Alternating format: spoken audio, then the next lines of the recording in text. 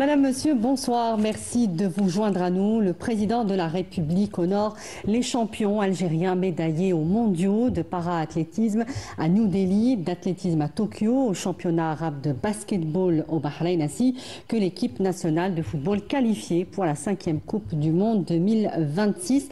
Après 12 ans d'attente, l'Algérie participera donc au prochain mondial de football qui se disputera sur le continent américain à l'été 2026. On en parle dans un moment. Officiellement entériné dimanche dernier en Conseil des ministres, le projet de loi de finances 2026 a été conçu selon le premier responsable du secteur dans le but de satisfaire les attentes socio-économiques et de maintenir une trajectoire de croissance qui préserve l'activité économique et l'emploi. On parle de cadrage macroéconomique. De quoi il s'agit exactement? Nos consultants sont là pour y répondre. Et puis à l'international, le cessez-le-feu à Gaza, fragile et régulièrement violé par l'entité sioniste depuis son annonce, menace de faire capoter le plan de paix si la première phase du plan Trump a été achevée avec plus ou moins de succès. La deuxième étape paraît déjà compromise et ne pouvant asseoir une paix durable en Palestine et encore moins au Moyen-Orient globalement. L'armée coloniale reste stationnée dans le nord de Gaza, bombarde sporadiquement et jusque dans Gaza City, entraînant des morts, plus de 70 personnes depuis l'annonce du cessez-le-feu, et bloque toujours l'entrée de l'aide humanitaire et les transferts de milliers de Palestiniens blessés ou gravement malades. Je vous le disais, nos consultants sont avec nous. Zine Cherfaoui, bonsoir. Bonsoir Samia, bonsoir aux téléspectateurs de Canal Algérie. Sami Kaidi, bonsoir à vous également. Bonsoir Samia et bonsoir à l'ensemble des téléspectateurs. Monsieur Mahfoud Kaoubi, merci d'être avec nous également. Bonsoir Madame Bachara, bonsoir aux téléspectateurs.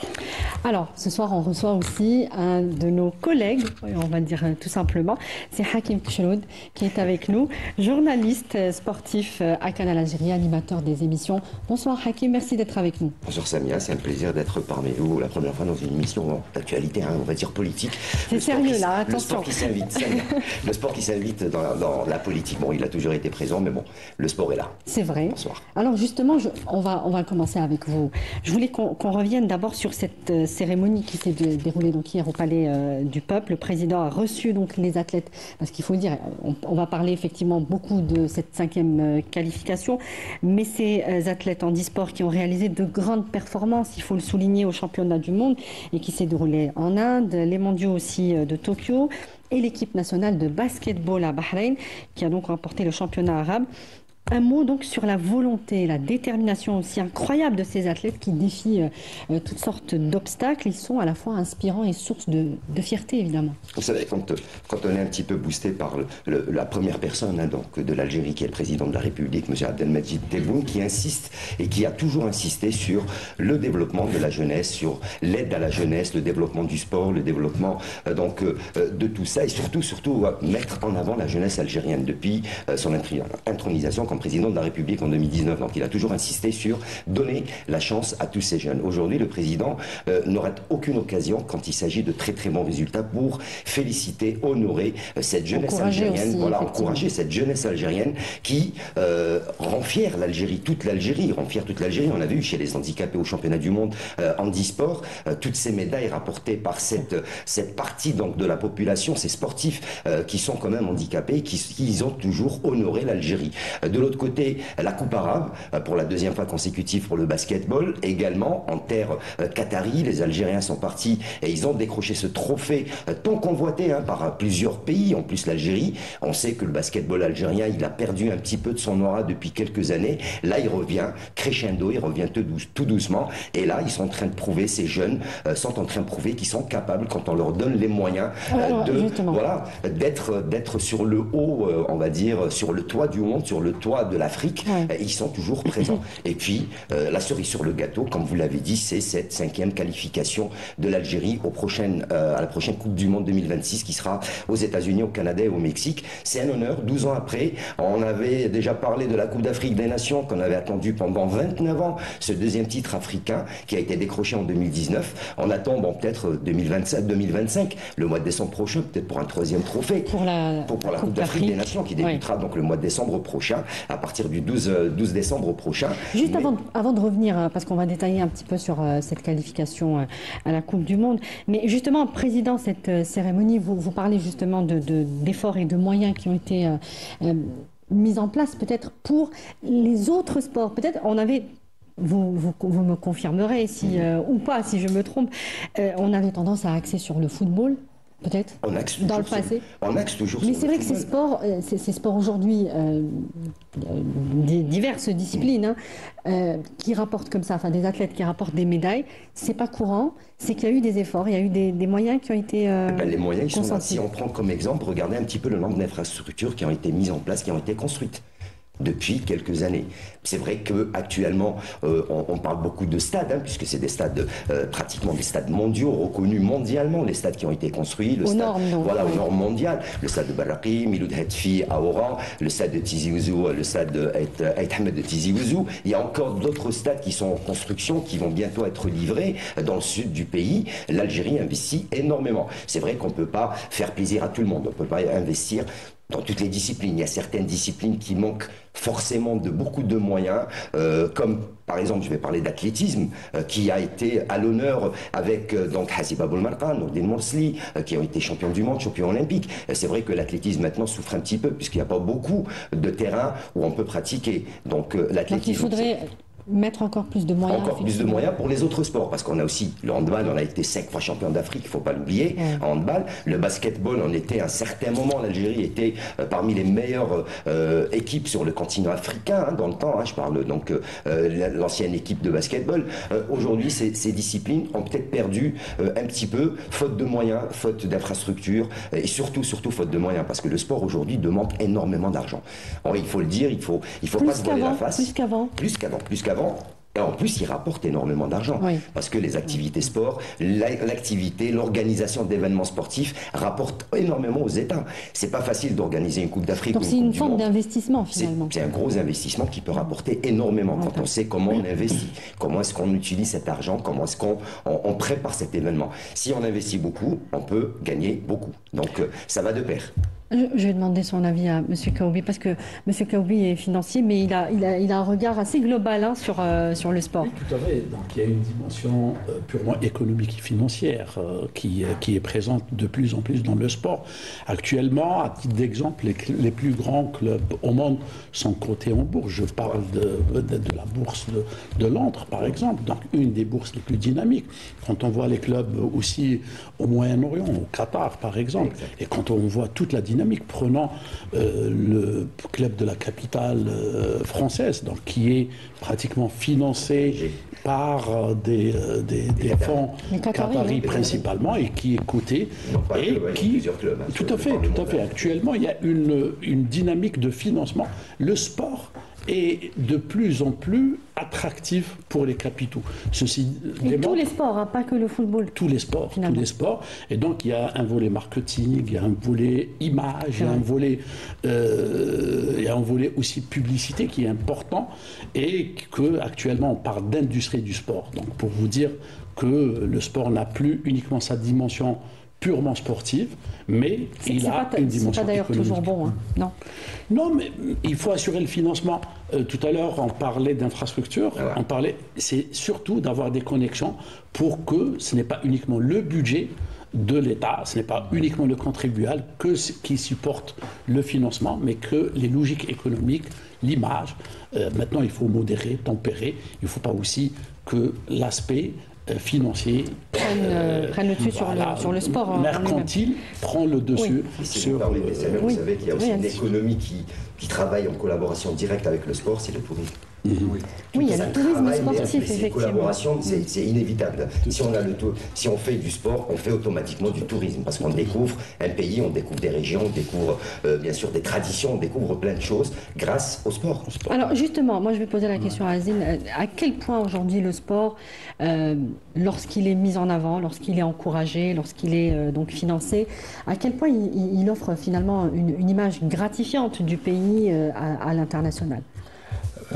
Restons dans le football. Déjà, une qualification à un mondial, elle est importante, elle est même considérée comme à la fois une victoire diplomatique, une victoire économique et une victoire sociale.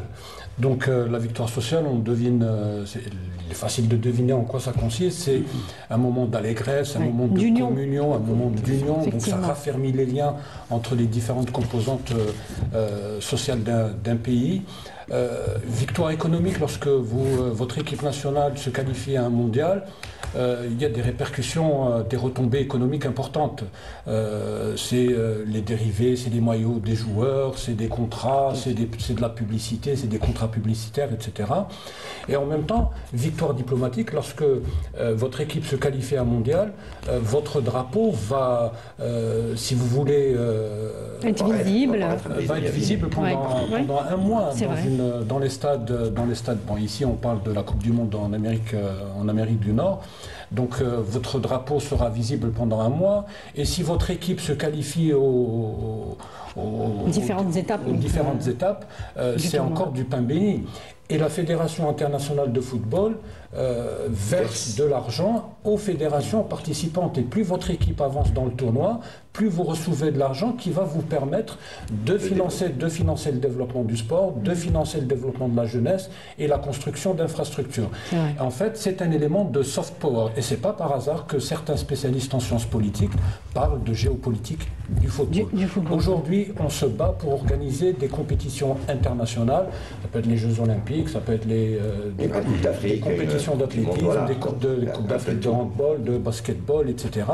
Parce que ça augmente la visibilité du pays et ça augmente aussi l'influence d'un pays au plan régional ou international. Donc se qualifier à une Coupe du Monde, c'est du football, mais c'est aussi de la politique et de la diplomatie. Sami Khalidi, vous avez regardé le match de qualification? Bien sûr. Je pose la question. Attention. Et ce qui m'a le plus marqué, c'est qu'effectivement, c'est le football et le sport du soft power par excellence, parce qu'on a parlé de l'emblème national, mais Khassamen retentira en Amérique du Nord, donc l'hymne national. Et en plus de cela, c'est un vecteur politique par excellence, dans la mesure où l'Algérie, qui est connue pour ses positions honorables sur la scène internationale, a mis aussi à profit, via les supporters, des messages clairs. Rappelons-nous les tifos qui ont été sortis durant le match, notamment le dernier avec l'Ouganda, donc après la qualification. Ces tifos en soutien à la cause palestinienne et en soutien donc à un peuple qui est en train de résister actuellement contre toute une machine de répression. En plus de cela... C'est aussi un vecteur finalement de messages politiques. Clairement. Quand je dis politique, c'est la population qui l'a exprimé, c'est le peuple. Bien sûr, qui est attaché, à la cause. À des valeurs qui sont en réalité le fruit de son histoire, du combat libérateur du peuple algérien, de la glorieuse révolution du 1er novembre 1954. Et ce qui est extrêmement intéressant, c'est que tout cela est une conséquence aussi d'un développement massif du sport dans notre pays. On a parlé des stades, de la construction, de la rénovation de nombreux stades, notamment celui de Constantine, à l'est du pays, à Annaba également. Mais il faut aussi relever ce qui est fait pour les clubs, avec le centre de formation du Mouloudia, et qui apporte finalement une nouvelle direction pour les joueurs et pour la politique sportive du pays. Du sang neuf, finalement. Et du sang neuf, car finalement la formation est centrale, elle est fondamentale dans une politique sportive d'un pays. Et l'Algérie, cette nation du football par excellence, c'est un pays dont les jeunes ont pour icône ces joueurs du football, etc. Et on peut tous être fiers du retour de notre équipe nationale après une absence de 12 ans. Malheureusement, nous n'avions pas été présents à l'édition de 2018 et celle de 2022, mais ce retour arrive à point nommé, si j'ose dire. Alors, il avait parlé de deux choses. Il a parlé un petit peu de la Palestine. Il ne faut pas oublier également que l'équipe nationale palestinienne était en Algérie pour jouer 2 matchs contre l'équipe nationale à Annaba. Donc une défaite et une victoire pour cette équipe palestinienne. Donc c'est pour dire que l'Algérie a toujours été aux côtés donc, de la Palestine. Et à chaque fois qu'il y a l'occasion, l'équipe nationale palestinienne est invitée à jouer des matchs amicaux ici en Algérie. Et elle est plus soutenue que l'équipe nationale algérienne. Entre parenthèses, parfois, c'est vrai. Elle est 2 fois plus supportée, soutenue par les supporters que l'équipe nationale algérienne. Alors, moi, je voudrais revenir sur cette 5e participation de la sélection nationale à la Coupe du Monde. Est-ce que, selon vous, est-ce qu'on capitalise finalement sur nos anciennes expériences à la Coupe du Monde, ou est-ce qu'à chaque fois c'est une expérience nouvelle et qui peut nous surprendre? Vous savez, la cause algérienne déjà, avant l'indépendance, c'était l'équipe du FLN. Donc, pour vous dire que le sport a toujours été un vecteur de droits humains, de faire passer la parole de la population avant tout grâce au sport, déjà. Donc, il n'y a pas que l'Algérie, hein, donc si on commence à prendre des exemples, il y a plusieurs exemples à donner pour l'apartheid. Donc, le sport a toujours été un vecteur. Aujourd'hui, ces jeunes-là ont en tête ce qu'ont fait leurs prédécesseurs, c'est-à-dire l'équipe du FLN, mais ils n'oublient pas 82, première participation algérienne à la Coupe du Monde, et ce fameux match Algérie-Allemagne, hein, tout le monde pensait que l'Algérie allait se prendre une raclée devant l'équipe allemande, sauf que l'Algérie s'est imposée. Après, il a fallu jouer un petit peu dans les coulisses pour que l'Algérie ne passe pas au deuxième tour. Déjà, en 82, l'équipe algérienne aurait pu aller au-delà. Puis par la suite, donc il y a eu 86. Après, avec les événements que l'Algérie a vécu, donc on s'était un tout petit peu retiré de la scène continentale et mondiale dans le sport. Mais on est revenu quand même en 2010 et en 2014. 2010, c'était la fameuse épopée Omdurman, hein, où l'Algérie s'était brillamment qualifiée devant l'Égypte, donc, et c'était en terre soudanaise, où plus de 40 000 supporters ont fait le déplacement. Pour vous dire, là encore, regardez un petit peu l'engouement qu'il y a par rapport au sport, des Algériens par rapport au sport et par rapport au football. Et puis par la suite, 2014, ce fameux passage en huitième de finale avec le coach Vaïd Ali Lodzik, où l'Algérie aurait pu, là aussi, créer une surprise et aller plus loin, bon, si ce n'était un petit peu le manque d'expérience, le manque de rythme qui a fait que l'Algérie n'a pas pu passer le cap allemand. Et bon, voilà, donc on aurait pu encore refaire une histoire. Mais si aujourd'hui on devait justement dépeindre un petit peu cette équipe, cette sélection nationale, quels sont ses avantages selon vous? Les avantages qu'il y a, déjà, même un peu plus par rapport à 2014 et 2000. Voilà, donc déjà ce sont des joueurs qui évoluent dans des clubs reconnus mondialement. Quand on vient voir un peu la sélection nationale, c'est tous des joueurs qui évoluent dans leurs clubs respectifs. Par exemple, si on reste sur les rescapés de 2014, hein, à savoir Riyad Mahrez, Mandi et également Ben Taleb, voilà, c'est les piliers de l'équipe nationale qui ont survécu depuis 2014. Riyad Mahrez, jusqu'à maintenant, malgré son âge, reste parmi les ténors du football, sur le côté, sur le continent, sur l'autre continent. Voilà, donc il reste quand même. Ensuite, il y a eu l'apport de ces nouveaux petites pépites, de cette nouvelle pépite, ces petits jeunes qui sont là, qui sont en train de taper très très fort aux portes de l'équipe nationale pour dire on est prêt, on est là, on mérite de porter peut-être le maillot de l'équipe nationale, on est prêt à le faire jusqu'au bout. Là, on leur a donné la chance, ils viennent de le prouver. Le dernier en date, tout le monde en parle, bien sûr, c'est le fils de Zidane, donc Lucas Zidane, qui vient de taper à la porte de l'équipe nationale, qui a été aligné pour le dernier match face à l'Ouganda. C'est quand même, comment dirais-je, donc un gros coup. Déjà d'un côté publicitaire. Et c'est un symbole aussi. C'est un symbole également, c'est un symbole. Donc avoir le fils de Zidane en équipe nationale, malgré tout, il faut le rappeler, c'est un excellent gardien qui a fait toutes ses classes au Real Madrid. Oui, donc c'est mérité, c'est pas parce qu'il est fils d'une légende vivante. Au-delà du fait qu'il soit le fils d'une légende, ça reste quand même un excellent gardien de but. Donc qui vient renforcer un petit peu ce manque qu'on avait en équipe nationale. Certains diraient oui, mais on aimerait bien voir les joueurs locaux, sauf que pour l'instant, c'est vrai, il faut le rappeler, il y a des joueurs locaux, mais est-ce qu'ils ont la capacité d'aller donc jouer un mondial?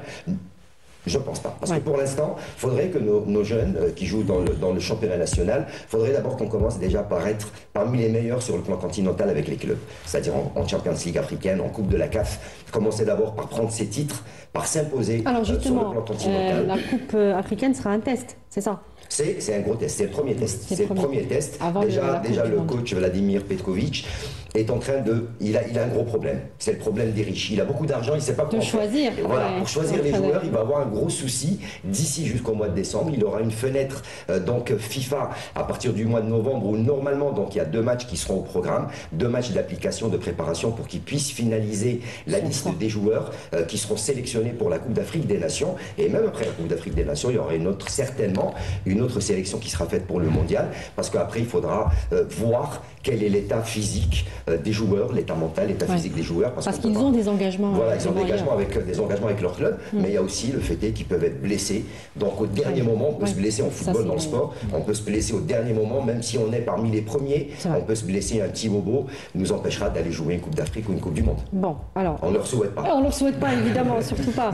Alors moi, je voudrais vos pronostics, hein, puisque et là, vraiment, on va donner des pronostics. Bon, peut-être vous avec un peu plus de précision. C'est dur. Quel est évidemment, l'objectif de cette équipe, c'est d'aller le plus loin possible. Et vous la voyez aller jusqu'où Si on devait rester raisonnable. Il faut d'abord attendre le tirage au sort qui sera le 5 décembre. On ne connaît pas encore les adversaires. Selon les capacités de cette équipe, selon son dynamisme, sa volonté peut-être. Ils sont capables. Ils sont capables. Ils sont capables d'aller très très loin. Et il leur faudra bien sûr une bonne préparation, il faudra des moyens, il faudra une bonne préparation. Et puis après, il faudra voir le tirage au sort, sur qui on va tomber. Malgré ça, puisqu'aujourd'hui dans le football mondial, il n'y a plus de petites équipes. Quand vous venez voir en Afrique... Mais surtout au mondial. Voilà, mondial. Tout le monde va donner son maximum. Le Cap-Vert qui se qualifie pour la première fois, c'est un petit État, donc il se qualifie. Alors, il y a beaucoup plus d'équipes africaines, il faut le souligner, qui sont qualifiées. Ça, c'est la décision de la FIFA qui a donné la chance peut-être au continent africain, cette fois-ci, d'avoir au maximum 10 places. Donc 9 officiels par rapport aux éliminatoires. Et puis, il y a une équipe, puisqu'il y a plusieurs équipes, il en reste encore 4 qui doivent jouer un match barrage entre eux. Le vainqueur de ce match barrage ira jouer un autre match barrage contre soit une équipe d'Asie, soit une équipe de la CONCAF. Donc, on ne sait pas. Peut-être qu'il y aura 10 équipes pour la première fois, 10 équipes pour le continent africain à ce mondial. C'est déjà beaucoup. Avant, on en avait 5. Hein, donc, oui. pour un des plus grands continents où il y a le plus grand nombre de pays, 5 places, c'est pas assez. D'accord. Et pour la Coupe d'Afrique? La Coupe d'Afrique des Nations, bon, c'est une coupe qui va se jouer dans le continent. Oui, est-ce qu'elle est à notre portée? Oui, pourquoi pas. Pourquoi pas, oui. Puisque, si je vous rappelle, donc l'équipe d'Algérie se trouve dans le groupe E. Et ils joueront donc leur premier match, ce sera donc le 24 décembre face au Soudan. Donc le début de la Coupe d'Afrique des Nations qui débutera normalement vers le 12 du mois de décembre. Ouais. L'Algérie jouera son premier match face au Soudan le 24 décembre à 13h. L'Algérie ensuite affrontera le Burkina Faso, une équipe qu'on connaît et qui a été éliminée du mondial. Donc ils vont avoir la hargne, le Burkina Faso, de vouloir s'imposer lors de la Coupe d'Afrique. Qui reste accrocheuse. Qui reste accrocheuse. Donc qui nous a causé beaucoup de problèmes lors de la dernière Coupe d'Afrique des Nations. Ce sera le 28 décembre à 13h également. Et puis l'Algérie terminera face à la Guinée équatoriale, là aussi. C'est pas une équipe facile, ce sera le 31 décembre à 18h. Nous, tout ce qu'on souhaite, c'est que l'Algérie déjà passe au deuxième tour. L'objectif astreint, c'est d'arriver au carré final pour l'équipe nationale et puis voir s'il y a possibilité d'aller décrocher ce trophée chez nos voisins. Et messieurs, alors pour la Coupe d'Afrique, hein, vous la voyez ici chez nous où ce sera compliqué parce qu'il y a des équipes effectivement qui sont fortes, qui se préparent aussi. L'Afrique. C'est aussi un tremplin pour la Coupe du Monde, il faut le dire. Hein. Donc gagner une Coupe d'Afrique, il nous la faut, quoi, c'est ça. Oui, voilà. En fait, il nous la faut. Je pense que c'est un objectif quand même. Oui. Ça jouera. Oui.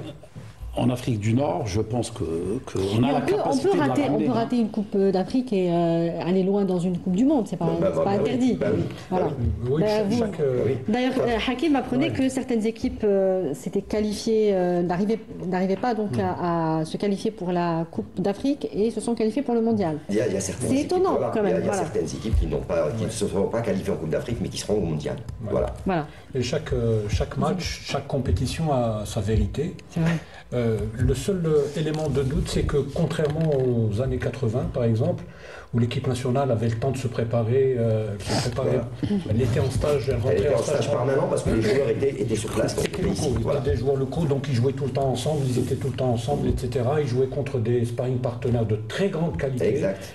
Il y a eu la Juventus de Turin, il y a eu plusieurs grands clubs. Des clubs anglais. Le problème qui se pose avec maintenant, dans les calendriers actuels, c'est que les joueurs de l'équipe nationale ne pourront se voir que 2 fois avant d'aller que lors des dates FIFA, que lors des fenêtres FIFA.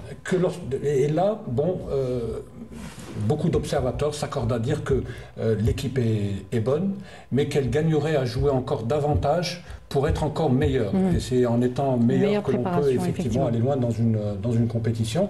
Mais sinon, l'équipe d'Algérie a toutes ses chances d'aller au moins en finale. En finale, ou tout au moins de se retrouver dans le carré final. En quart de finale, demi-finale, demi-finale, on va dire. Aller dans le carré final, c'est les demi. Voilà. Merci beaucoup, Hakim. Merci de nous avoir apporté toutes ces précisions ce soir.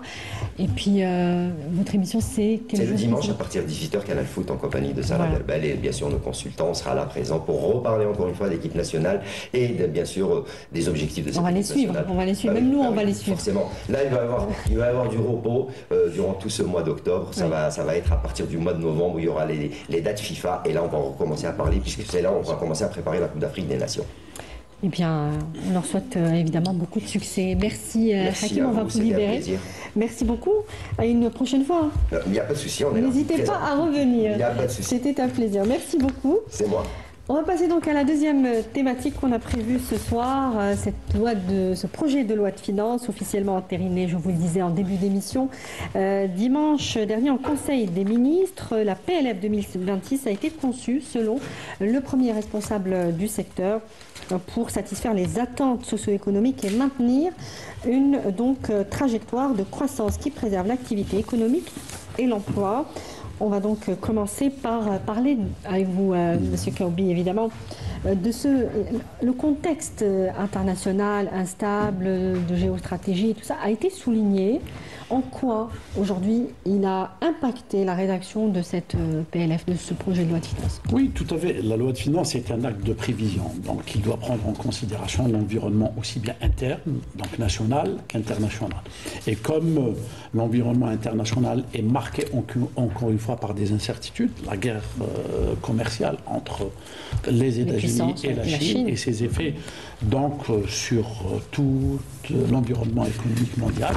Donc ça affecte en termes d'inflation et des prix des différents produits, donc que ce soit de la matière première, le pétrole dans un premier temps, qui, il faut le rappeler, a vu ce niveau général des prix baisser sensiblement. On est passé d'un niveau moyen de 78$ le baril en 2024 à 72$ en 2025 et s'est appelé encore à baisser. D'ailleurs, les prévisions pour 2026, les prévisions de la Banque mondiale et du FMI tournent autour de 60$ le baril. Et ça nous affecte directement dans la mesure... C'est le prix de référence d'ailleurs qu'on a prévu. On a prévu. D'ailleurs, bon, ça fait plus... Les 4 dernières années, on a toujours pris 60$. Mais le fait que les prix... Tout à fait. Le fait que les prix étaient supérieurs, ça nous donnait des revenus qui étaient... Donc s'il tombe à 60$, ça va nous impacter directement. Tout à fait. On aura moins de trésorerie, donc on aura plus de difficultés pour gérer les équilibres. D'ailleurs, la loi de finances, le budget de 2026 prévoit un déficit budgétaire à hauteur de 52% du budget et à hauteur de pratiquement 20% du produit intérieur brut. Mais maintenant, on va voir comment les choses évoluent, comment les moyens qui ont été mis en place par les pouvoirs publics pour, répondre à ces besoins de financement, et deux, surtout, parce que vous avez parlé tout à l'heure de cette trajectoire. Donc, l'objectif des pouvoirs publics, de maintenir la dynamique de croissance, 2, stabiliser les indicateurs économiques, l'inflation dans un premier temps, et 2, la consommation interne. Et là, les pouvoirs publics tablent sur un retour sur investissement qui viendrait en 2027-2028. Avec les projets structurants, on va y revenir, c'est ça? Tout à fait. C'est bien ça.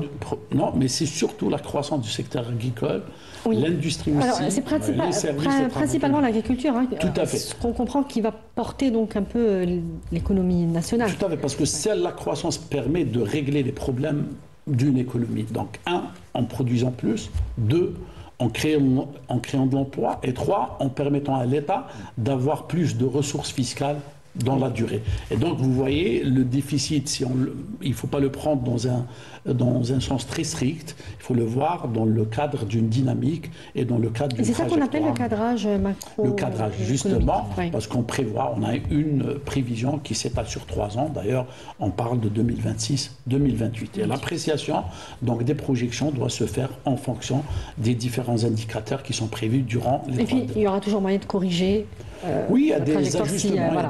S'il y a des imprévus, s'il y a des fluctuations importantes. Le plus important, c'est de maintenir la dynamique de la croissance, 2, de l'améliorer qualitativement, donc d'aller vers une croissance qui est produite par l'industrie, par l'agriculture d'une manière permanente. On va y revenir. Je vais leur demander à Sami Kaidi et à Zine Cherfaoui leur sentiment un peu sur ce projet de loi de finances, ce que vous en avez retenu, selon vous, de plus important, de plus pertinent. Ce qui m'a extrêmement marqué, c'est le focus qui est fait sur les dépenses allouées aux investissements. Plus de 4 000 milliards de dinars. La poursuite de la politique de subvention, notamment à destination des prix de première nécessité, enfin de matières de première nécessité, à l'instar des viandes, du café, etc. C'est aussi la protection un peu du pouvoir d'achat. Non seulement du pouvoir d'achat, mais également de la croissance, avec l'émergence aussi et le renforcement de l'économie hors hydrocarbures. Car sur plusieurs années, donc en 2026, 2027 et 2028, la croissance économique tournera autour des 4%, 4,5% pour 2028, et elle sera tirée grâce également au renforcement de l'économie hors hydrocarbures. Ce qui est important aussi, c'est C'est vrai, c'est ce qui est axé d'ailleurs dans ce projet de loi de finances. On comprend que c'est l'économie diversifiée hors hydrocarbures qui va agir, qui va porter. Oui, l'objectif principal, c'est de maintenir la croissance et de réaliser l'objectif de diversification. Ne pas dépendre uniquement des hydrocarbures. C'est ça, c'est de sortir de cette dépendance. Les projections de la croissance dans hydrocarbures sont à la baisse du moment que les prix s'engage dans une tendance baissière. Et aussi 2% apparemment. Voilà, on prévoit moins de 2%.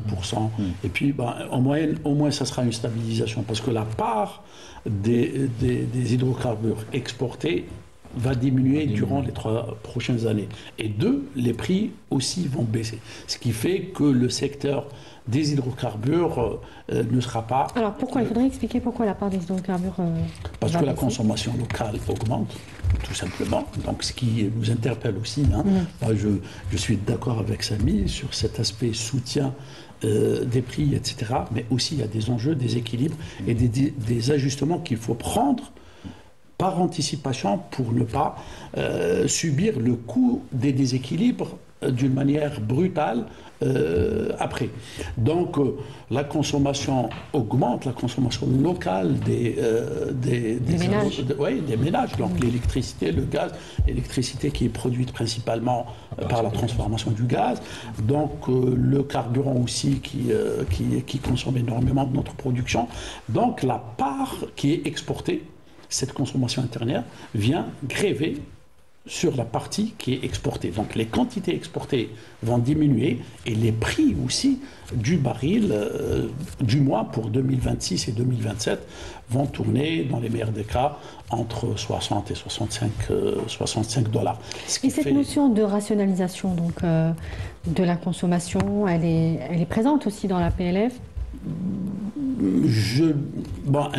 Elle n'est pas très présente, il faut le dire d'une manière très, très objective.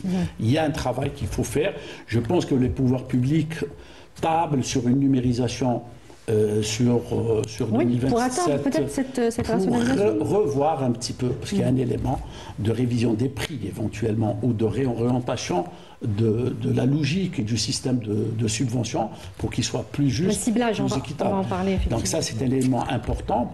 D'ailleurs, le budget de 2026 prévoit pratiquement 6 000 milliards de dinars de transferts sociaux. C'est combien de pourcentage? 34% du budget est affecté au transfert. Donc c'est énorme. C'est pratiquement le budget de l'État de 2016. Donc vous voyez, c'est énorme. Et comme l'économie s'occupe de l'affectation optimale des ressources, donc il serait judiciable de revoir un petit peu les choses et d'orienter un capital qui devient de plus en plus rare vers les secteurs productifs qui permettrait donc d'assurer un financement dans la durée en dehors des fluctuations des taux et des prix du pétrole. Alors, Zine Cherfaoui, justement, dans cette PLF 2026, on table sur une forte hausse du PIB avec l'entrée en production, on disait, des projets structurants, des projets économiques structurants. On pense à Garage Millet, par exemple, ou la ferme géante d'Adrar pour la poudre de lait, la production de blé. Et c'est là où on parle de l'agriculture, de ce secteur qui va connaître des performances, semble-t-il, très importantes, au point de porter peut-être même un pas important de l'économie nationale. Justement, est-ce que ce sont ces performances qui vont déterminer, les performances de ces projets, qui vont finalement définir ces prévisions? les confirmer ou les infirmer finalement? Oui, assurément. De toute manière, lorsque vous mettez en activité, en exploitation des mines de phosphate, des mines de fer, etc., forcément, votre PIB ne peut que s'améliorer, votre économie ne peut que gagner en compétitivité. Et donc oui, nous attendons avec beaucoup d'impatience l'entrée en service de toutes ces mines. D'ailleurs, le président de la République a fait de l'ouverture de ces mines l'une de ses priorités. D'ailleurs, c'est ce qui l'a amené à lancer le chantier du chemin de fer entre Béchar et Tindouf. Et donc voilà, donc il y a énormément d'argent qui est investi pour l'ouverture de ces mines. Et justement, on attend justement un retour sur investissement. Mais juste pour revenir par rapport au début du débat, on retiendra aussi que c'est le budget le plus important de l'histoire du pays. C'est 130 milliards de dollars. Bon, je préfère parler en dollars. Oui. Alors, 130 milliards de dollars, c'est énorme.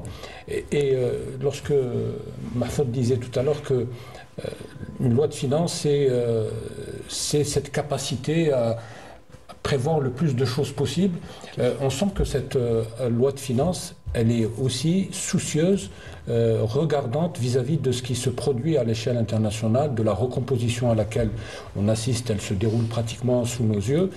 Et ça peut justifier, par exemple, l'importance du budget de la défense, qui est un peu plus de 20 milliards de dollars.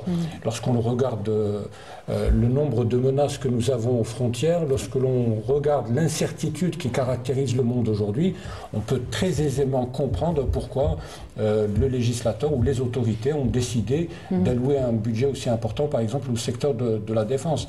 Et on peut aussi comprendre pourquoi, tout on revient par rapport à ce souci de la croissance, à ce souci de la diversification, il faut retenir aussi que la loi de finances ne prévoit aucun nouvel impôt. Donc c'est aussi pour encourager l'investissement. Une stabilité de ce côté-là. Oui, et c'est très très important si on veut attirer les investissements directs étrangers et si on veut encourager aussi les opérateurs algériens à investir davantage. Tout à l'heure, Mahfoud le disait, oui, l'État est là pour construire des routes, pour construire des hôpitaux, pour payer les salaires, etc. Mais à un moment ou à un autre, eu égard au déficit enregistré, c'est à peu près 40 milliards de dollars, eu égard au fait que l'on exporte moins d'hydrocarbures, bon, il y a une conjoncture internationale, il y a aussi des conditions internes, on consomme plus de gaz, etc. Donc là, et donc aujourd'hui, la croissance doit être aussi portée par le privé. Aujourd'hui, donc, si l'on comprend ça, si l'on admet que le privé doit prendre le relais, donc on doit créer les conditions idoines nécessaires pour justement une émancipation pas une émancipation, mais pour que le privé se porte mieux et pour qu'il investisse plus. Oui. Aujourd'hui, c'est une condition sine qua non si nous voulons avoir une économie beaucoup plus solide qu'elle ne l'est aujourd'hui. Néanmoins, il y a ce budget d'équipement qui est important. Donc ça nous dit quoi? Ça nous dit qu'il va y avoir des investissements importants. 40 milliards de dollars. Oui, bon, oui. Tout à fait. Donc c'est 27%, c'est 22,7% du budget. Qui vient en augmentation d'une manière très sérieuse par rapport à 2025 et qui marque encore une fois la volonté des pouvoirs publics de maintenir cette demande publique pour les secteurs les plus importants. Vous avez parlé des mines, des grandes infrastructures, du logement, des routes, donc des infrastructures dans l'éducation, dans la santé. Donc vous voyez les tâches que l'État prend en charge et qui coûtent énormément, à la fois par rapport au budget d'investissement, mais aussi par rapport au budget de fonctionnement. Donc c'est quand même un effort. Dans quel objectif? C'est la relance de l'investissement productif. C'est dans mais par la demande publique. Par la demande publique. Donc vous voyez que l'État fait encore. Oui. Est toujours présent. Et ça coûte énormément à la collectivité. Ce que Zine disait, moi je suis partisan de cette logique que le secteur privé, donc le secteur marchand, devrait prendre le relais du moment que tous les ajustements, ou au moins une grande partie des ajustements, ont été faits préalablement pour que la source de financement du budget devient de plus en plus consistante par rapport aux revenus de la fiscalité. Oui. Donc ça, c'est un élément important parce que je pense qu'après 4-5 années de relance, de soutien à l'investissement, on devrait commencer à accueillir les fruits de l'investissement dans le secteur privé. Vous vouliez ajouter quelque chose avant de Oui, je poser voulais votre juste question? qu'il faut quand même rendre hommage aux autorités de maintenir ce caractère social de l'État. On va y revenir, effectivement, c'est important, mais allez-y. Oui, juste par rapport à ça, bon, c'est à peu près 25 milliards de dollars de transferts sociaux, dont 2 à 3 milliards pour la pension des allocations au chômage. C'est peu de pays en Afrique le font, c'est important de le souligner. Pas de pays. Pardon? Pas de pays pour l'allocation chômage. Non, très peu de pays par rapport au... En Afrique, vous avez dit. Oui, en Afrique et même dans d'autres continents, il y a peu de pays qui donnent des allocations chômage comme ça aux jeunes. Néanmoins... C'est pratiquement très très rare, pour ne pas dire aucun. Je disais justement qu'en Afrique, je pense que l'Algérie est un cas unique. Il y a des allocations chômage, mais financées par les systèmes de sécurité sociale. L'État algérien fait quelque chose d'exceptionnel. Même dans le monde arabe. Oui, alors les produits de première nécessité sont soutenus, une allocation chômage, une allocation touristique, donc tout cela coûte cher, c'est très bien, c'est à peu près 25 milliards de dollars. Un peu plus peut-être. Mais en même temps, il faut qu'à l'avenir, eu égard justement au déficit, etc., il faudrait peut-être penser à un meilleur ciblage de l'aide sociale. Oui, mais c'est déjà prévu, non? C'est déjà prévu, on parle d'un ciblage. On en parle depuis au moins 3 ou 4 ans. Non, dans le projet de loi de finances, il y a cette notion. Je vais revenir à vous, Sami Kaïdi, juste par rapport à cette question. Le système, il est maintenu. Il est maintenu, effectivement, en tout cas jusqu'à fin 2026. Voilà, donc, parce qu'il n'est pas normal que, par exemple, quelqu'un qui touche 300 000 dinars par mois achète son sachet de lait au même prix que celui qui touche à peu près 40 000 dinars. Aujourd'hui, il va falloir justement faire en sorte à ce que l'aide aille à celui qui réellement, aux familles qui la méritent. Donc c'est un peu logique qu'il y ait ce ciblage. Après, peut-être les mécanismes de sa mise en place vont être décidés, pas forcément de la manière dont on l'imagine. Oui. Sami Kaïdi, un mot sur le ciblage et puis aussi sur l'agriculture. Je voudrais votre avis aussi sur cette question.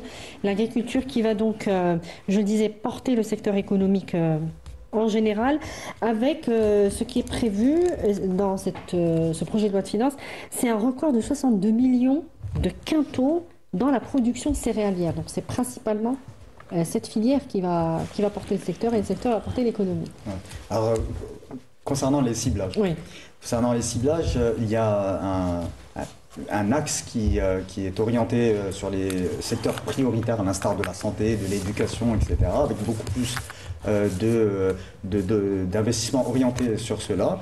Mais l'agriculture, effectivement, est ce secteur qui est en train de porter l'économie nationale avec une série de partenariats, notamment avec le Qatar, avec l'Italie, dans le Grand Sud, et qui permettra de mettre les jalons, de poser les jalons finalement d'une révolution agricole des temps modernes, et notre pays a l'ensemble des moyens pour la réussir, tant sur le plan financier que sur le plan humain et aussi forcément matériel.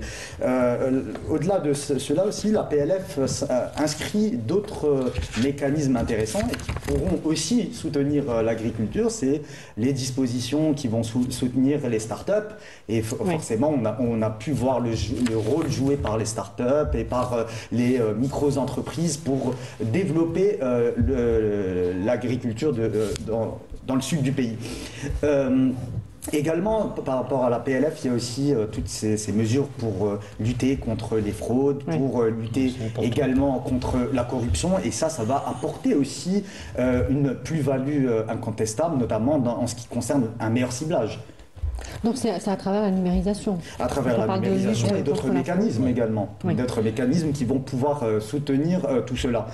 Sinon, par rapport au transfert aux personnes, parce qu'on a parlé aussi de la somme en dollars, mais peut-être que le donner en dinars, ça va permettre aussi d'illustrer davantage l'importance de ces transferts. C'est 2285 milliards de dinars, et seulement pour les transferts aux personnes et l'allocation chômage, qui est, comme vous l'avez bien cité tous autour de cette table, quelque chose qui est assez unique au niveau mondial. Sur plusieurs continents. Sur plusieurs continents, et d'autant plus qu'il y a, par exemple, si on prend les pays européens, un recul aussi de cet État-providence. Donc l'Algérie se diffère, se singularise aussi par rapport à l'ensemble de ces pays, et finalement ce pays qui dénote notamment, parce que la politique sociale de la nation est quand même un héritage bien ancré depuis notre indépendance. C'est une constante, effectivement. Tout à fait.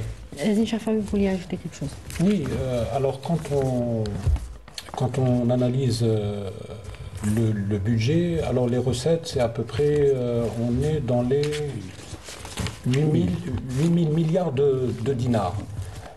Donc par rapport aux dépenses, on se rend compte que les recettes sont quand même assez loin. Et c'est un débat qu'on ouvre pratiquement chaque année à l'occasion du débat de la loi de finances. C'est comment faire en sorte pour qu'on ait des recettes beaucoup plus importantes, bien sûr, en dehors des hydrocarbures. Et il me semble que le débat sur la question de l'élargissement de l'assiette fiscale doit à nouveau être posé, parce qu'il est essentiel. On a aujourd'hui, d'abord, ça pose la problématique de la modernisation des impôts, etc., la numérisation, etc., mais on a aussi un marché informel. Moi, personnellement, le marché informel, je ne le diabolise pas. Il y a des gens qui travaillent dans l'informel parce que, eu égard à la bureaucratie, etc. Donc, il faut essayer de comprendre les raisons qui poussent les gens à aller dans l'informel. C'est l'inclusion qui est souhaitée, de toute façon, c'est pas la diabolisation. Absolument. Donc aujourd'hui, l'un des défis, me semble-t-il, est d'essayer de ramener cette sphère informelle dans la sphère formelle pour essayer de gagner justement en recettes fiscales. Ça peut régler une partie des problématiques auxquelles notre pays c'est quoi, avec des mesures de confiance, des mesures qui apaisent justement? Oui. Il y a certaines mesures qui ont été faites justement pour attirer ce capital informel. Il serait intéressant, par exemple, je ne sais pas, on a souvent parlé d'amnistie fiscale, par exemple. Bon, bref. C'est prévu, M. Kaoubi, il y a une disposition qui est prévue dans le projet, donc ce qui est appelé conformité fiscale volontaire, donc sous réserve de paiement de 10%. De 10%, effectivement. Voilà. Donc l'effort est manifeste dans la loi de finances. Maintenant, c'est la première fois que ce type de mesure est entrepris. Il y a eu des mesures pareilles en 2014, et puis il y avait donc pratiquement avec 7%. Ce type d'exonération, je veux dire. Oui, mais maintenant il faut vendre l'initiative, parce que il y a un travail énorme qui doit être fait pour expliquer, pour rassurer, et c'est dans ce sens où je parle de certaines décisions importantes à prendre pour justement faire dans l'inclusion fiscale, faire dans l'inclusion financière et rétablir certains dysfonctionnements qui nous coûtent énormément en termes d'amélioration de notre taux de croissance. 4,1%, c'est très bien, mais personnellement, je suis persuadé qu'on peut faire 8, qu'on peut faire 9. Il y a beaucoup de potentialités, il y a beaucoup de capital qui n'est pas encore exploité convenablement, et donc rétablir certains ajustements par rapport à l'unification des prix, par rapport à l'unification des marchés, par rapport justement à la promotion de la liberté, il faut la vendre. Il y a du marketing public qui est important à faire. Et puis, pour réduire les équilibres, c'est vrai que souvent on pense à augmenter les recettes, mais aussi à rationaliser les dépenses. Pour rappeler une des principales actions qui ont été faites, c'était la loi 18-15, la loi cadre sur les lois de finances, qui a introduit la logique de la rationalisation budgétaire et à la gestion par objectif. L'augmentation. Elle a été abandonnée budget, cette.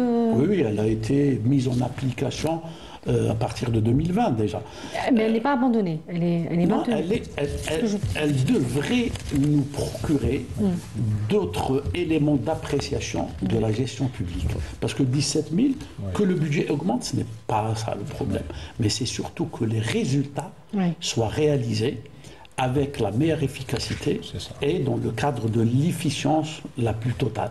Ça, c'est ce qu'on appelle l'amélioration de la gouvernance, du management public. Et donc, le coût de l'administration, on le voit, l'administration, l'appareil de l'administration, rien qu'en salaire, ça coûte pratiquement 60% du budget. 60% du budget. Maintenant, il faut abandonner la logique de la partie unique de la dépense à la logique de la partie double. Je vous donne tant pour réaliser tel et tel objectif. Et c'est ça la chose la plus importante pour qu'on crée cette dynamique qui nous permet d'améliorer nos performances et de nous inscrire dans la dynamique qui est conforme à notre potentialité et à nos moyens. Et Dieu sait qu'on a des potentialités énormes. Effectivement. Monsieur Kaoubi, je vous remercie. On va vous libérer aussi. Merci beaucoup. Merci beaucoup d'avoir été avec nous. Et on va passer à la troisième thématique de cette soirée. Je vous disais, à l'international, la situation dans la bande de Gaza n'a rien d'euphorique malheureusement. Les perspectives de reconstruction semblent très lointaines. Les conditions de vie des Palestiniens restent catastrophiques et la violence n'a pas disparu de leur quotidien. L'armée coloniale sioniste a tué au moins 70 personnes depuis l'annonce du cessez-le-feu et puis donc s'oppose à l'entrée de l'aide humanitaire en quantité suffisante comme prévu par l'accord. Nous avons avec nous depuis Toronto au Canada Monsieur Miloud Chenoufi. Vous êtes professeur et spécialiste en relations internationales à Toronto. Bonsoir, merci d'être avec nous. Alors, je vous remercie de m'avoir invité. Merci à vous d'avoir accepté notre invitation. Alors, est-ce qu'on peut commencer par le postulat ou commencer par dire tout simplement que c'est le feu est d'abord une victoire en soi, compte tenu de la situation tragique de la bande de Gaza et bien sûr du peuple palestinien globalement. Et est-ce que aussi, dans une autre mesure, c'est l'échec des projets sionistes dans la bande de Gaza? Est-ce qu'on peut partir de ce postulat? En fait, c'est un peu les deux. Si on devait évoquer un aspect positif de la situation actuelle, c'est bien que les bombardements intensifs, à la limite, se sont arrêtés. Mais cela correspond toujours à la vision coloniale qui est celle de l'occupation israélienne. Et cette logique-là consiste à prétendre avoir le droit de vie et de mort sur les Palestiniens. Donc le simple fait de ne pas leur lancer des bombes sur la tête, c'est-à-dire les laisser vivre, même si c'est dans les conditions les plus précaires, eh bien, c'est l'expression de cette volonté ou cette logique de vie et de mort qui est propre à tout système colonial qui a besoin de maintenir un contrôle sur la population qu'il domine. Et de ce point de vue-là, si vous voulez, le quotidien des Palestiniens à Gaza, bien entendu, mais pas uniquement à Gaza, dans le reste des territoires palestiniens occupés, eh bien, va continuer à être très catastrophique. Et puis, vous savez, l'actuel gouvernement israélien sait très bien que un retour à la normale, ou l'accélération du retour à la normale, à une vie normale des Palestiniens, signifie le retour à la politique, entre guillemets, normale en Israël, ce qui va impliquer la chute du gouvernement. Et Netanyahou comprend très bien cette équation. C'est la raison pour laquelle il essaye de tirer le maximum de ce cessez-le-feu, principalement la libération des otages, mais maintenir tout le reste pratiquement inchangé. Donc il veut revenir au génocide et d'ailleurs on voit qu'il a violé pratiquement tous les points de la première phase du plan Trump. Exactement, et puis ce n'est pas la première fois qu'il le fait. Rappelez-vous, Trump n'avait pas encore pris ses fonctions lorsqu'il lui a littéralement tordu le bras pour accepter un cessez-le-feu en janvier. Et puis vous savez, Netanyahou ne peut pas toujours dire non au président américain, même s'il sait comment les intimider, comment contourner leurs demandes et leurs exigences.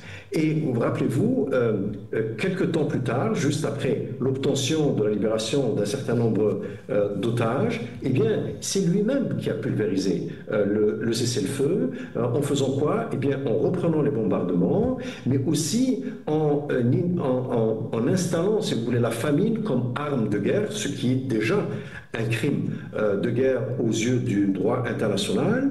Et aussi, il a engagé une guerre contre l'Iran.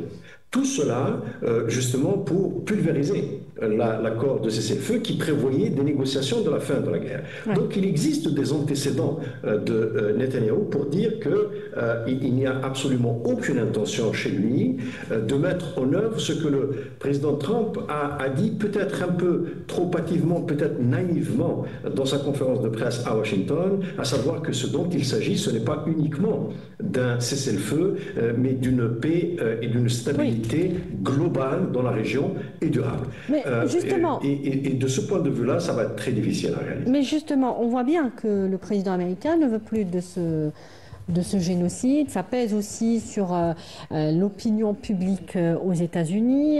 Il a même déclaré, il a dit qu'il avait lui-même dit à Netanyahou qu'il ne pouvait pas défier le monde entier.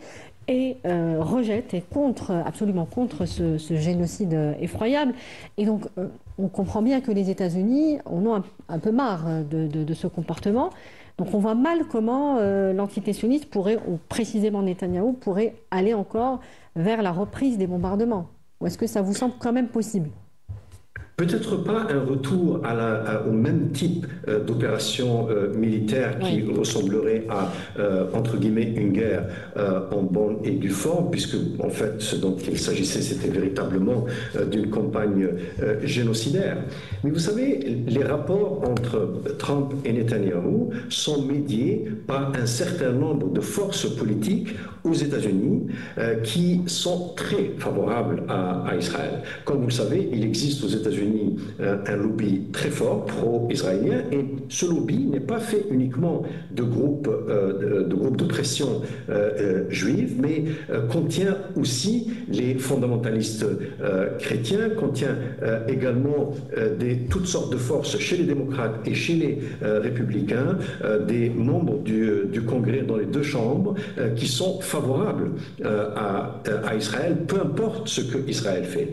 Et c'est à travers ces forces-là que le rapport entre les deux hommes sont médiés. Vous savez, Netanyahou, depuis qu'il est au pouvoir de façon intermittente, c'est-à-dire depuis les années 90, il ne s'est entendu avec pratiquement aucun président américain, même ceux qui étaient des inconditionnels dans leur soutien à Israël. Ce n'est pas un homme qui est apprécié. Le problème, c'est que les rapports qu'il entretient avec eux ne sont pas déterminés uniquement par ses agissements ou sa personnalité, mais surtout par des forces qui peuvent exercer de la gestion sur le président américain. Et donc, si vous voulez, lui, ce cessez-le-feu, c'est en fait un pas en arrière, en attendant de faire 2 ou 3 pas en avant, puisque l'objectif définitif, c'est toujours, de maintenir le contrôle sur la population palestinienne,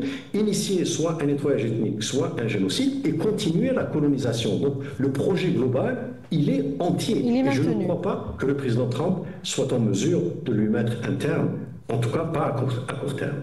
Sami Khalidi, votre avis, est-ce que vous ne pensez pas que finalement ces projets ont été avortés par ce cessez-le-feu ? Les projets de l'entité sioniste ? Oui, les projets de recolonisation de Gaza, de déportation. C'est vrai qu'on ne parle plus de déportation des Palestiniens. Absolument pas. Pourquoi, Samia ? Car le cynisme du sionisme réside dans le fait qu'il joue la montre.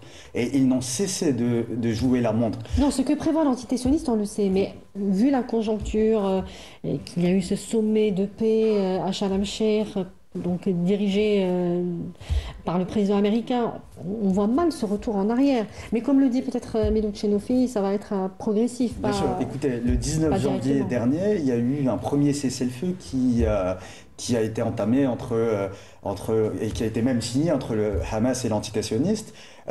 Un cessez-le-feu qui a été violé par l'antité-sioniste. Pardonnez-moi, je vais vous interrompre, mais il n'a pas bénéficié, ce premier cessez-le-feu, de cet alignement international, la présence de tous les chefs d'État pratiquement européens, président américain qui se déplace lui-même.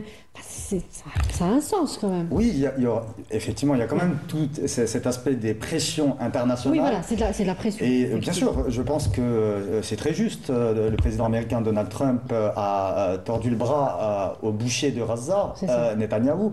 Mais toutefois, l'entité sioniste essayera de trouver la faille pour justifier une nouvelle agression.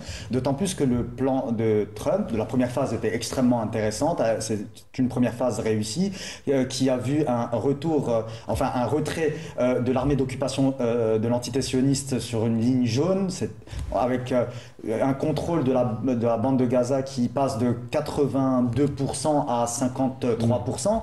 Toutefois, la deuxième phase est floue. Il n'y a pas de calendrier qui est mis en place. Les contours également d'un passage à cette deuxième phase sont extrêmement douteux parce que l'entité sioniste essaye de trouver le moindre subterfuge pour s'arrêter. On le voit bien.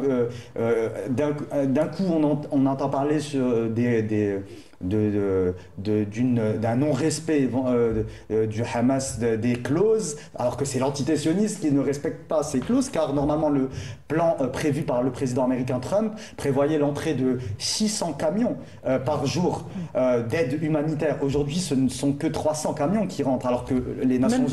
Même pas, parce que l'armée a annoncé, l'entité sioniste a annoncé, comment on dit, c'est-à-dire... remettre au calendrier grec finalement l'ouverture du passage de Rafah. Et donc l'entité sioniste souffle le chaud et le froid avec l'ouverture du passage de Rafah entre la bande de Gaza et l'Égypte. Dans cette droite ligne, on voit bien que l'entité sioniste refuse aussi de remettre la totalité des prisonniers, de les expulser même en dehors des territoires occupés de la Palestine. Donc il y a un 154 précisément. Voilà, exactement. Et donc, otages, moi je les appelle les otages. Ce sont des otages palestiniens qui ont été kidnappés de Gaza. Samia, dans cette droite ligne, ce qui est aussi choquant, c'est que le régime sioniste est en train littéralement de cisjordaniser la bande de Gaza.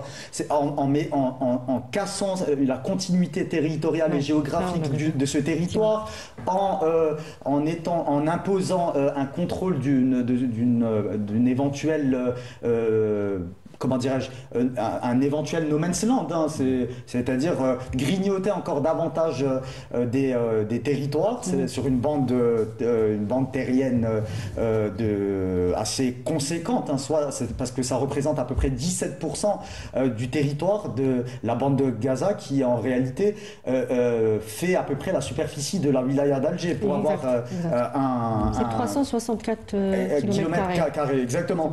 Et à tout cela, il y a finalement des provocations, des Palestiniens qui veulent revenir sur leur territoire et leur maison, notamment à Gaza City, qui sont manu militari empêchés parce qu'on leur tire dessus. Et le comble de la barbarie, on voit bien que l'ensemble le nord du territoire continue à être enclavé et qu'il n'y a pas de perspective de retrait de l'armée. Et donc le bras de fer se poursuit et il y a cette incertitude. Ça on savait que ça allait être compliqué. C'est pas étonnant que l'entité sioniste joue la montre sur le moindre détail. Ils vont aller jusqu'au moindre, contester la moindre des particularités de ce plan. Néanmoins, aujourd'hui, le Hamas ayant libéré les otages, ayant rendu les otages aussi, enfin les dépouilles. Il en reste 19. Pas toutes, effectivement, mais certaines ne seraient pas en leur possession, justement, ce qui rend cette opération compliquée. Néanmoins, en rendant donc possible cette première phase, le Hamas a vidé, on parle même d'un coup de maître, certains observateurs, coup de maître diplomatique, je ne sais pas comment on peut appeler ça, au niveau du dialogue. Le Hamas a fait un coup de maître en vidant finalement de sa substance l'argumentaire de l'entité sioniste. Qu'est-ce qu'ils vont pouvoir évoquer de plus, de crédible, pour dire on attaque de nouveau la bande de Gaza? On continue d'agresser ce peuple meurtri. Oui, alors pour le moment, on a une petite séquence durant laquelle les armes se sont tues, mais pas tout à fait. Pas tout à fait, pas complètement, pas complètement malheureusement. Donc, mais la situation reste encore très volatile. La situation reste encore. C'est une paix extrêmement fragile. Elle est d'autant plus fragile que la seconde étape du plan américain est une étape extrêmement floue. Hein. Rien n'est clair dans cette seconde étape. Et dans cette seconde étape, il est question, alors, de désarmer le Hamas, et de mettre en place un comité de gestion, un comité international de gestion, dont le président serait l'actuel président américain et l'ancien Premier ministre britannique Tony Blair. Ouais. Déjà, le Hamas dit clairement qu'il ne se laissera pas désarmer. Déjà, on imagine assez facilement, on devine assez facilement que cette seconde étape, qui selon plusieurs médias, a déjà commencé. Elle a commencé. Donc les négociations avancent très lentement, mais déjà très clairement, le Hamas a fait savoir qu'il ne déposerait pas les armes et qu'il n'accepterait pas d'autres forces politiques à Gaza. Donc, le problème, c'est qu'on a aussi des éléments qui laissent penser que Gaza pourrait aussi plonger dans une forme de guerre civile, parce qu'on voit pulluler... Non, alors ça, c'est pas tout à fait vrai, Zine Cherfaoui. On sait qu'aujourd'hui, ces milices et ces bandes organisées le problème, c'est ça, des milices. Sont inféodées. Oui, mais le problème est là, c'est que les milices sont là. Les milices sont là, mais elles ont été plus ou moins maîtrisées par le Hamas, il faut le dire. Même le président américain l'a reconnu. Oui, mais le problème, c'est que... Il faut faire attention. Oui, mais faut faire attention à la sémantique. Le danger est là, c'est que non seulement vous avez une enclave palestinienne qui vient de sortir d'un... Qui est dévastée. Qui est complètement dévastée. L'aide humanitaire ne rentre pas. Et vous avez l'apparition de milices. Donc vous avez... Ces milices, elles étaient là, sauf que le Hamas ne pouvait pas s'organiser. Et d'ailleurs, c'est aussi l'objet de ma question. Elles sont activement soutenues par l'entité sioniste et armée. Exactement. Et ce que je veux dire, c'est... Non, mais pardonnez-moi, je voulais juste dire que même le président américain a remarqué le déploiement de 7000 hommes, Zine Cherfaoui, tout de même. 7000 hommes sur le terrain, immédiatement après le retrait, on disait, des forces d'occupation. De Gaza City, du moins. Et ils ont appréhendé quelques 60 personnes, c'est bien ça. Certains ont été purgés, et même cette purge a été saluée par le président américain. C'est d'ailleurs assez étonnant qu'ils le disent. Il parle de remise à l'ordre de la bande de Gaza dans le contexte. Il parle de gang et... C'est une validation un peu de cette entreprise. Bien sûr, tout à fait. Et ce qui est extrêmement intéressant, c'est que... Il faut qu'on s'entende. Le plan Trump, qui est un plan qui est constitué d'une vingtaine de points. Une vingtaine de points. Un plan que le mouvement Hamas a signé. L'un des points du plan dit clairement que le mouvement Hamas n'aura pas d'avenir politique à Gaza. Voilà, donc aujourd'hui, il est difficile d'imaginer que le mouvement Hamas déposera les armes et qu'il décidera de partir de lui-même. Mais ce que je veux dire, c'est qu'on risque de se retrouver assez rapidement devant une impasse, et cette impasse est d'autant plus, j'allais dire, terrible qu'aujourd'hui, il n'y a pas de perspective politique claire au règlement, il n'y a pas de perspective politique par rapport à la question palestinienne il faut reposer les fondamentaux de la problématique palestinienne, c'est celle de la constitution de deux États. Oui, ça éloigne complètement. Aujourd'hui, ce plan, on n'en parle pas du tout. On n'en parle pas, effectivement. Mais justement, je vais poser la question à Miloud Chenoufi. Ce flou qui est peut-être maintenu d'ailleurs de manière un peu volontaire sur la deuxième et surtout la troisième phase, est-ce qu'on peut imaginer que ça peut durer des années? Donc une deuxième phase dans laquelle on verra une force, comment on appelle ça, de maintien, de stabilisation, voilà. Oui. Et puis ensuite une gouvernance internationale et ensuite cette gouvernance de technocrates palestiniens, donc qui écarterait le Hamas selon le plan américain. C'est quelque chose qui peut prendre des décennies. On est d'accord, Monsieur Miloud Chenoufi? Avec une précision, lorsque le plan a été rendu public, le Hamas en a accepté un certain nombre de points. Et parmi les points qu'il a acceptés, c'était que Gaza soit administré par une gouvernance palestinienne. Ce que le Hamas a rejeté, c'était ce conseil de la paix qui serait présidé par Trump et co-présidé par Tony Blair. Maintenant, tout le reste, vous avez raison de souligner le flou qui entoure tous les autres points qui pourraient amener, si vous voulez, une paix durable et rétablir les Palestiniens dans leurs droits et dans leur souveraineté. Vous avez un point parmi ces 20 points qui évoque la possibilité d'un État palestinien. Mais rappelez-vous, lorsque l'administration américaine a annoncé les fameux accords d'Abraham en 2020, eh bien, il était déjà question d'un hypothétique futur, possible, probable État palestinien.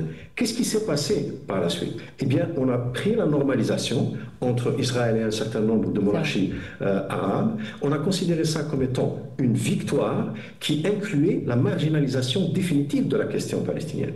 Donc Netanyahou lui-même, dans les années 90, avait hérité du processus de paix. Et qu'est-ce qu'il a fait ensuite? Eh bien, il a fait traîner les choses, a remis en cause un point par-ci, un point par-là, jusqu'à ce que le processus lui-même implose. Et le flou qui entoure en fait l'essentiel de ce plan va permettre effectivement au gouvernement israélien de ne garder que ce qui l'intéresse, c'est-à-dire la libération des otages, mais le maintien du contrôle sur les personnes et sur le territoire, parce que comme vos invités l'ont dit, le retrait, non seulement il n'y a pas d'agenda clair, de calendrier clair, mais en plus, à peine les forces israéliennes vont libérer 50% du territoire qui reste très petit. Je terminerai avec un point, si vous le permettez. Maintenant, tout va dépendre, comme toujours dans ce conflit, de ce que les Américains vont faire. Et bien sûr, toute la question maintenant, c'est de l'accès à la Maison-Blanche. Or, Israël a beaucoup plus de facilité à avoir accès à la Maison-Blanche que les pays qui étaient, si vous voulez, du côté des Palestiniens dans les négociations, c'est-à-dire les monarchies et la Turquie. Je ne crois pas que ce groupe-là soit en mesure aujourd'hui de faire pression suffisamment sur l'administration américaine, de telle sorte que l'interprétation de ce plan soit favorable au rétablissement du droit, des droits fondamentaux des Palestiniens. Tout l'enjeu est là. Or, le gouvernement israélien comprend très bien que lui, le temps joue en sa faveur à lui, pas en la faveur des Palestiniens. Mais Monsieur Chenoufi, peut-être pas, vous dites qu'en substance que le Hamas n'a pas ses relais, n'a pas ses réseaux dont dispose effectivement l'entité sioniste à Washington, mais il y a cette opinion publique aux États-Unis, en Occident au général, et pour revenir aux États-Unis, il y a ces législatives américaine qui se profile et cette base donc qui a voté pour le président américain actuel qui ne veut plus de ça. Ça, ce sont des sondages qui ressortent depuis quelques mois et qui disent que la base est foncièrement, la base électorale de Trump, plus clairement, est foncièrement contre les MAGA, comme on dit, et foncièrement contre cette entreprise génocidaire. Donc ça explique d'ailleurs son engouement pour ce plan de paix et pourquoi il veut asseoir justement au moins le cessez-le-feu, au moins que les armes se taisent. Donc la situation a évolué depuis octobre 2023. Il y a des pressions, même en Europe, c'est intenable. Donc est-ce que vous pensez que ça peut jouer en la faveur des Palestiniens ? En fait, vous avez tout à fait raison de soulever la question d'un changement de sentiment au niveau de l'opinion publique occidentale, parce que l'opinion publique mondiale a toujours compris la réalité du conflit. Mais l'opinion publique occidentale, et à plus forte raison aux États-Unis. Je regardais un sondage l'autre jour sur une chaîne de télévision américaine, et bien c'est pour la première fois que vous avez maintenant une majorité d'Américains qui ne veut plus du soutien que les États-Unis apportent à Israël, notamment je vais juste apporter une petite précision, ce sont les jeunes Américains qui rejettent aujourd'hui, ou qui en tout cas ont un assentiment profond envers l'entité sioniste, et ça les gêne beaucoup, ça les effraie même. Effectivement, maintenant, il est très rare que les élections de mi-mandat se fassent sur les questions internationales, c'est plutôt sur les questions domestiques que ça se fait. Mais le changement est là. Et d'ailleurs, le président Trump l'a compris et l'a ressenti, parce que voyez-vous, on était vers la fin de l'été, il avait fait une déclaration qui était très décourageante lorsqu'il a affirmé que Israël devait terminer le travail, ce qui avait été vu comme étant un feu vert par le gouvernement israélien, qui est allé jusqu'au point de commettre un attentat au Qatar. Et c'est là que les choses ont changé. C'est un élément déclencheur, effectivement. Oui, et en ajoutant le fait que la base électorale de Trump a commencé à élever la voix. Maintenant, effectivement, vous avez raison, qui aurait dit, il n'y a pas si longtemps, qui aurait dit que des États qui sont inconditionnels dans leur soutien à Israël, comme la France, comme le Royaume-Uni, comme le Canada, comme l'Australie, allaient finir par reconnaître l'État palestinien. Bien sûr, c'est trop tard, mais c'est assez significatif. Maintenant, est-ce que tout cela va se transformer en fait en volonté politique pour faire suffisamment de pression sur le gouvernement israélien pour s'engager sur une voie autre que celle de la colonisation de peuplement, eh bien cela nécessite, comme j'essaie de le dire tout à l'heure, qu'il y ait suffisamment de forces politiques qui défendent cette thèse-là et fassent pression à la fois sur les Américains et sur les Occidentaux. Et ce sont ces forces-là qui, je doute de leur efficacité, notamment ceux qui étaient à table, autour de la table à Sharm el-Sheikh. Alors, Sami Kaidi. Oui, alors je voulais ajouter à cela que bien que 80% de Gaza est détruite, qu'un quart de la population souffre de famine, mais des victoires retentissantes ont été enregistrées par la résistance palestinienne qui, depuis le déluge d'Al-Aqsa, a remis au devant de la scène internationale la question palestinienne qui menaçait d'être liquidée, il faut le rappeler. Et à cela, alors que l'entité sioniste avait dit qu'elle allait totalement détruire le Hamas, elle a signé un accord de cessez-le-feu avec le Hamas et elle n'a pas réussi son projet qui était de déporter les Palestiniens en dehors de la bande de Gaza. Aujourd'hui, on parle de maintenir justement les Gazaouis, en tout cas, ou aider ceux qui voudraient partir. Voilà, c'est devenu acté que les Palestiniens de Gaza puissent rester dans leur patrie, alors qu'il y a quelques mois encore, voilà, plusieurs personnalités à l'international essayaient de défendre cette cause du départ des Palestiniens. Or, que nenni, la résistance palestinienne. Oui, un changement d'ailleurs. Un changement de cap qui de sémantique. Voilà, de sémantique aussi sur la scène internationale et le revirement de ces puissances. Car comme M. Chenoufi a stipulé, c'était encore impensable il y a 2 ans que des puissances occidentales, à l'instar du Royaume-Uni, de l'Australie, puissent reconnaître un État palestinien et des opinions. Voilà, et il y a eu cette pression des opinions publiques internationales. Les opinions ont changé qui ont fait pression sur les États pour qu'ils changent de et même des élites, même les élites. Personnellement, je souscris complètement à ce que vient de dire le professeur Chenoufi, c'est que aujourd'hui, pour réellement faire avancer l'idée d'un État palestinien, comme le stipule une kyrielle de résolution du Conseil de sécurité de l'ONU, aujourd'hui, il va falloir que tous les gens qui ont reconnu aujourd'hui l'État de Palestine fassent pression sur l'entité sioniste pour qu'elle aille dans le sens, pour qu'elle reprenne les négociations permettant justement... Il y a un seul moyen de faire pression sur Cherfaoui finalement, oui, toucher l'économie de cette entité conjugale. Et jusque-là, il n'y a que l'Espagne qui a... Un pays comme l'Espagne qui a déjà commencé à le faire. Ouais. Et, si, ça pourrait faire boule de neige selon vous? Oui, ça pourrait faire boule de neige, mais il faudrait que les opinions continuent à se mobiliser et continuent à pousser les États pour qu'elles aillent dans le sens... D'après ce qu'on voit en Italie, par exemple, pour prendre l'Italie en exemple, on voit que l'opinion est extrêmement, l'opinion publique, mobilisée, mais vraiment activement mobilisée. Donc ils mettent la pression sur leurs dirigeants. Notamment les syndicats. C'est le cas pratiquement de toutes les sociétés civiles européennes. On les voit en Italie, en Espagne, en France, en Grande-Bretagne, en Allemagne. Toutes les sociétés civiles sont organisées. Et si elles persistent elles continuent dans cette mobilisation, il est certain que les États européens iront dans le sens d'une plus grande sanction de l'État de l'entité sioniste. Alors, juste une question, et je vous la poserai à vous tous ce soir.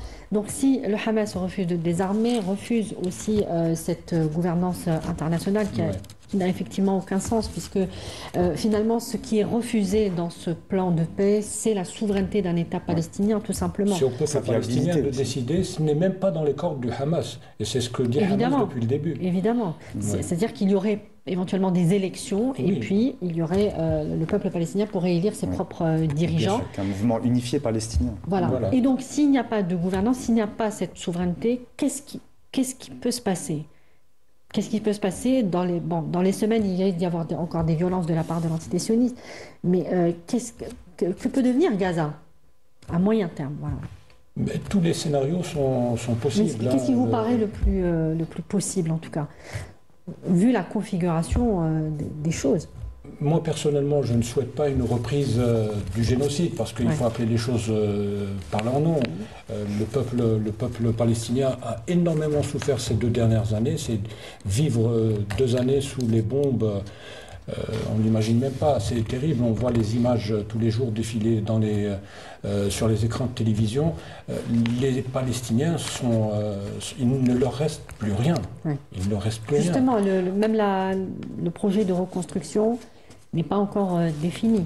Alors non seulement le projet de reconstruction n'est pas défini, mais l'aide humanitaire ne rentre même pas encore en suffisance. Donc vous avez encore un peuple qui souffre de faim, qui n'a plus rien. Donc aujourd'hui, l'idée c'est de consolider justement ce cessez-le-feu et de construire justement à partir de ce cessez-le-feu. Mais il faudrait que la communauté internationale se mobilise davantage, car à mon sens, le plan Trump n'offre pas une garantie suffisante pour reconnaître et pour faire en sorte que les droits des Palestiniens soient reconnus totalement. Effectivement.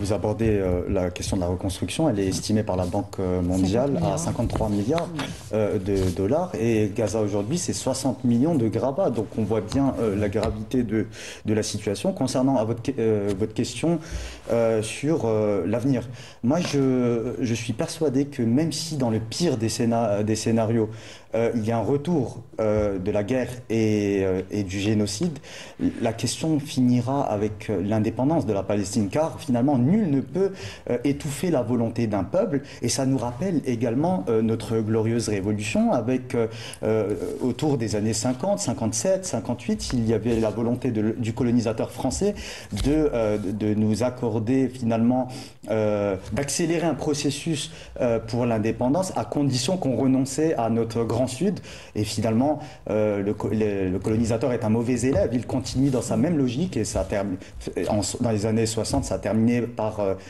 le peuple algérien qui arrache son indépendance, et je pense que la Palestine s'inscrit dans cette droite ligne, novembre algérien, octobre palestinien. Mais est-ce que, Milou Chenoufi, je vous demanderai aussi votre avis sur comment vous voyez les choses à moyen terme, et est-ce que finalement l'entité sioniste n'est pas une forme d'exception un peu dans la configuration internationale, ces soutiens, ces lobbies sionistes qui sont infiltrés partout dans le monde, dans la finance particulièrement internationale. C'est un cas spécial, si je puis m'exprimer ainsi.